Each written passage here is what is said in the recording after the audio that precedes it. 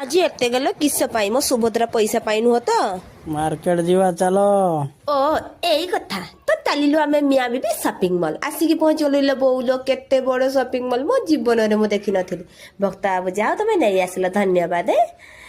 अरे तू कौन मो स्नेह स्वामी टाक कणे कणे चाहूचु पुणी छड़े नबो कि चिपकिके रहूचु। हौ तमर रुह मु चलिले मो पेट पूजा पाई रेस्टोरेंट आसिकी पहुंची गली।